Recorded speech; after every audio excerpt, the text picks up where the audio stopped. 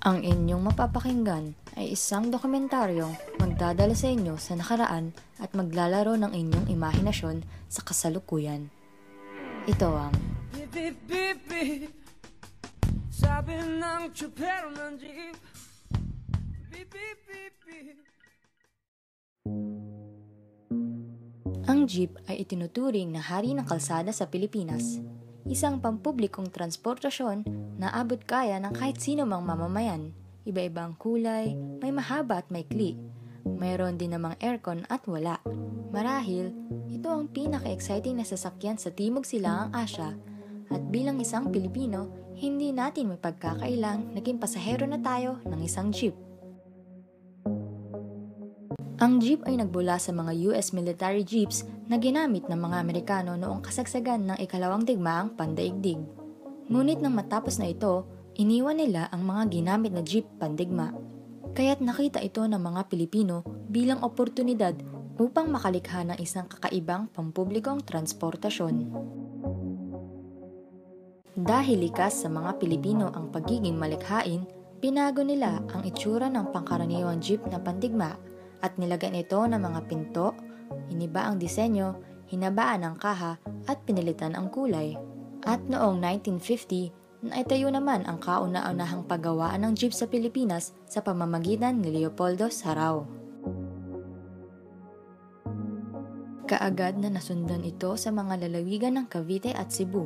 At mula noon, mistulang mga kabuting nagsulputan ang mga paggawaan ng jeep sa buong Pilipinas. Ang jeep ay mabilis na naging popular dahil sa murang pamasahe nito na sa ngayon nasa halagang 7 pesos and 50 centavos lamang. Dahil sa kasikatan nito, ang pamahalaan ng Pilipinas ay nagtatag ng mga batas para sa tamang paggamit ng jeep sa buong bansa. Nagpataw ito ng mga limitasyon tulad ng pagkakaroon ng regular na ruta at nakatakdang pamasahe sa ilalim ng pangangasiwa ng Land Transformation, Franchising and Regulatory Board or LTFRB.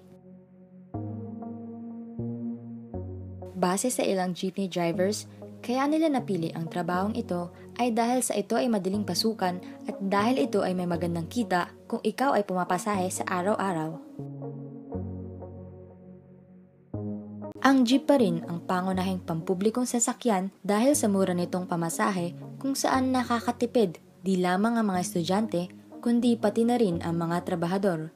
Hindi rin siksikan ang mga ito kumpara sa mga bus na bumabaybay sa daan.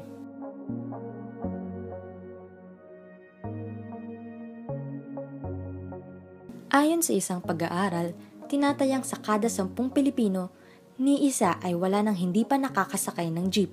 Sa makatuwid, naging malinaw sa ating mga Pilipino na ang jeep ay hindi lamang isang uri ng sasakyan pang-transportasyon, bagkus ito ay bahagi na ng ating kultura at pagka-Pilipino.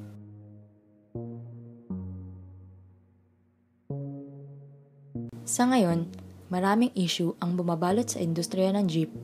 Isa na rito ay ang pagbabawas ng jeep sa Metro Manila. Ayon sa Department of Transportation and Communication or DOTC, mas triple pa ang naisasakay ng mga bus kaysa sa jeep, kung kaya't gusto nilang dagdagan ang mga bus at bawasan ang mga jeep sa mga kalsada. Mula sa isang panayam ng tagapagsalita ng DOTC na si Attorney Michael Sagcal, hindi daw sila magtatanggal ng prangkisa, bagkus iibahin lang nila ang ruta ng mga ito. Inaasahang ito ay makapagpapagaan ng daloy ng trapiko.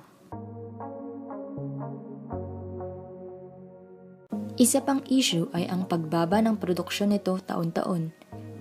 Tinatayang 40 piraso na lamang ng jeep ang nagagawa sa Pilipinas sa loob na isang taon. Mas mababa pa ito kaysa sa nakaraan. Marami rin ang nagpapanukala at nagtatangkang alisin na ang mga lumang jeep sa lansangan dahil sa mga makabagong imbensyon tulad ng mga electronic jeepneys. Talaga nga namang nakasama na ng bawat isang Pilipino ang jeep sa kanilang paglalakbay. Hindi man palagi, subalit siguradong nakasakay na. Ngunit, maisasakay pa nga ba ng jeep ang mga susunod pang henerasyon? Mahalin man o itakwil, hindi mababago ng panahon ang kasaysayan, sining at kulturang taglay ng mga ito. Dahil ang jeep hindi na mailalayo sa ating pagka-Pilipino.